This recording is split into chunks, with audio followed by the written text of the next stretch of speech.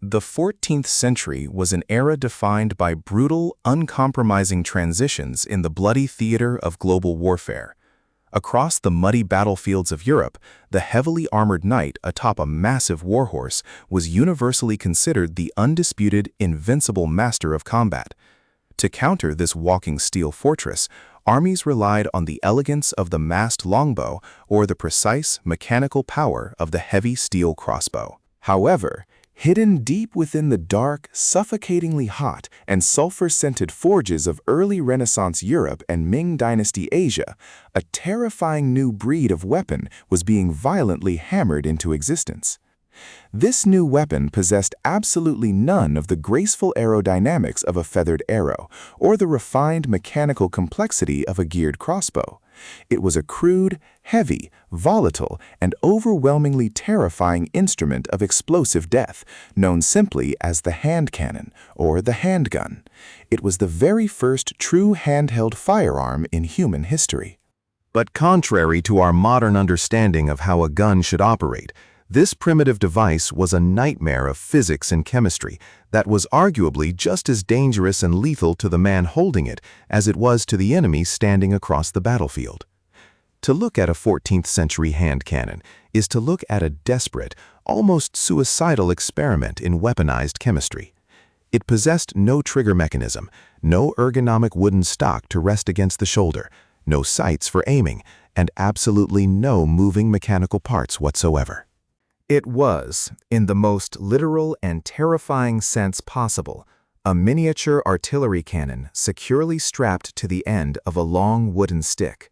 Firing this weapon required a soldier to completely abandon his own safety and willingly ignite a chaotic, contained explosion inches away from his own face. The physical anatomy of the early handgun was brutally simple, which is exactly what made it so incredibly dangerous to operate under the immense stress of combat. The weapon consisted of a thick, heavy, hollow tube forged from iron or cast from bronze, usually measuring no more than 8 to 12 inches in length. This heavy metal barrel was tightly wedged into or bound with heavy iron hoops to a long, straight wooden pole called a tiller. At the closed rear end of the metal barrel, the breech, there was a tiny, microscopic hole drilled into the top or the side, known as the touch hole. Because the weapon lacked any sort of mechanical lock or trigger to drop a spark, the act of firing the hand cannon was an incredibly awkward and wildly unsafe physical juggling act. To discharge the weapon, the terrified soldier had to firmly tuck the heavy wooden pole tightly under his armpit, or wedge it into the muddy ground to absorb the recoil. Then, while trying to point this heavy metal pipe at a charging enemy cavalry unit, he had to use his free hand to manually shove a glowing hot coal, a smoldering piece of hemp rope, a slow match, or a red-hot iron wire directly into the tiny touch hole. Timing and coordination were absolutely critical and almost impossible to maintain during the chaotic, bloody rush of a medieval melee. If the soldier's hand shook from adrenaline and the hot coal missed the hole, the weapon would not fire. If a sudden gust of wind blew the prime powder away, he was holding a useless metal stick. And if he succeeded in igniting the powder while looking down the barrel to aim, the sudden, violent jet of blinding fire and toxic gas that erupted straight up from the touch hole could easily permanently blind him or severely burn his face and hands. But the danger of simply igniting the weapon paled in comparison to the existential dread of how the barrel itself was manufactured. 14th century metallurgy was not an exact science. It was a highly inconsistent and often superstitious art form. Blacksmiths essentially had two choices of material for the barrel: bronze or wrought iron. Karen. Casting a barrel out of bronze was incredibly expensive, requiring the same skilled bell makers who forged church bells, but bronze was ductile. If a bronze hand cannon was overloaded with powder, it would usually bulge and warp before it failed, giving the shooter a brief physical warning. Wrought iron, on the other hand, was much cheaper and easier to mass produce for peasant armies, but it carried a horrifying, fatal flaw. Wrought iron barrels were made by heating strips of iron and hammering them furiously around a solid cylindrical mandrel, welding the seams together through sheer brute force. If the blacksmith was tired, if the forge fire was not hot enough, or if tiny pockets of glassy slag and impurities were trapped inside the iron seams, the barrel harbored microscopic, invisible structural weaknesses. When the volatile black powder was ignited inside a poorly forged iron barrel, the sudden exponential spike in internal gas pressure would not push the projectile out the front. Instead, the pressure would seek the path of least resistance through those invisible slag seams. The iron barrel would violently and instantly catastrophically fail, exploding like a modern fragmentation grenade. Massive, jagged shards of heavy iron shrapnel would be blasted backward at supersonic speeds, instantly killing or horribly mutilating the unfortunate gunner and anyone standing next to him in the infantry formation. It is absolutely staggering to realize that medieval soldiers voluntarily marched into battle holding what was essentially a poorly welded pipe bomb on a stick, praying it wouldn't explode in their hands. The sheer bravery, or perhaps desperation, is unimaginable. Have you ever fired a modern black powder replica or visited a medieval armory? Tell us about your historical experiences in the comments below. And if you are utterly fascinated by the lethal, explosive origins of modern warfare, ignite that like button, subscribe faithfully to the channel, and strike the notification bell. Now, let's uncover the terrifyingly unstable chemistry of the powder itself. Even if the barrel was forged perfectly, the gunner still had to contend with the absolute nightmare that was 14th century gunpowder. The black powder of this early era was not the uniform, highly processed, granulated carned powder that later muskets would use. It was known as serpentine powder, and it was simply a dry, incredibly fine dust consisting of saltpeter, sulfur, and crushed charcoal mechanically mixed together. Because it was just a loose, dry dust, it was hypersensitive to the slightest atmospheric humidity, becoming a useless black sludge in the rain. But the most dangerous aspect of serpentine powder was its physical instability during military transport.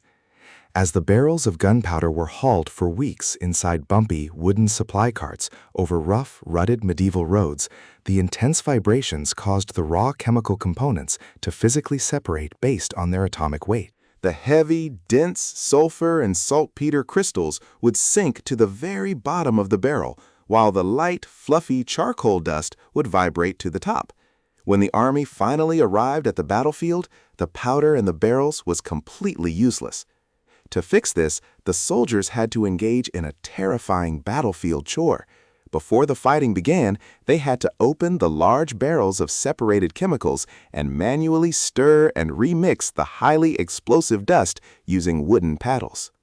Doing this in the middle of a chaotic military encampment, surrounded by open cooking fires, blacksmith forges, and thousands of men, was an invitation to absolute disaster.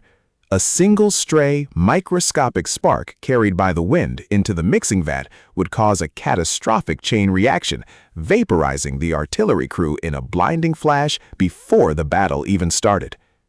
Loading the hand cannon was just as crude and chaotic as the powder that fueled it. Standardization and precision engineering simply did not exist in the 14th century. You could not march into a medieval armory and ask for a perfectly spherical, standardized 50 caliber lead ball. A gunner loaded his handgun with whatever destructive debris he could physically fit down the muzzle. While some wealthy armies provided cast lead balls, most desperate soldiers loaded their cannons with jagged rocks, rusted scrap iron, broken glass, or even large iron arrows wrapped in thick leather to create a tight seal. Because the inside of the forged iron barrel was incredibly rough, unpolished, and fundamentally uneven, and because the improvised projectiles were almost never perfectly round, a massive gap always existed between the projectile and the inner wall of the barrel. In ballistic science, this gap is known as windage. When the powder violently exploded, a huge percentage of the high-pressure expanding gas simply escaped around the sides of the uneven rock or scrap metal, completely wasting the kinetic potential of the chemical charge. This extreme windage meant that the projectile tumbled erratically as it left the barrel, giving it the aerodynamic properties of a flying brick. The weapon was horrifyingly inaccurate. Hitting a specific, human-sized target at 50 yards with a 14th-century handgun was not a matter of skill. It was a matter of pure, blind, astronomical luck. The projectile would often curve wildly off target, lose its deadly velocity very quickly, or simply fall out of the end of the barrel if the gunner accidentally pointed the stick downwards before firing. Loading a metal tube with jagged rocks, mixing explosive dust near open campfires, and hoping the gas pressure doesn't blow your own hands off, this weapon defied every rule of modern safety. The fact that it changed the world is a testament to its brutal impact. What would you do if you were handed a 14th-century pipe bomb and told to hold the line? Drop your survival strategy in the comments. And if this deep dive into historical chaos is sparking your curiosity, blow up that like button, subscribe to our armory, and ring the bell. Finally, let's explore why this wildly inaccurate weapon conquered the world. When the glowing coal finally found the powder and the weapon actually fired without exploding, the physical experience for the user was punishing.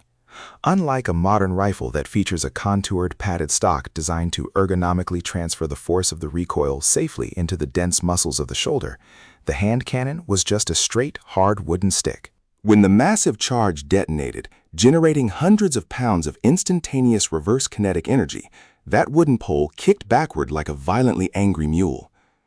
If an inexperienced peasant soldier made the fatal mistake of bracing the flat end of the tiller directly against his sternum or his collarbone to aim, the sudden, brutal recoil of the heavy iron barrel would instantly crack his ribs, shatter his collarbone, or even stop his heart from the blunt force trauma.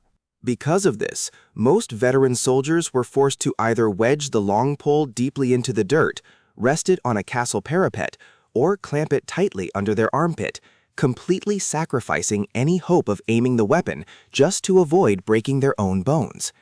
If the weapon was wildly inaccurate, painfully slow to reload, highly susceptible to rain, and possessed a terrifying tendency to explode and kill the user, why did medieval generals eagerly adopt it? The answer lies not in its physical kinetic lethality, but in its unparalleled, overwhelming psychological terror. The 14th century battlefield was a place of clashing swords and shouting men. Then, suddenly, from the enemy line came the blinding, roaring wrath of artificial thunder.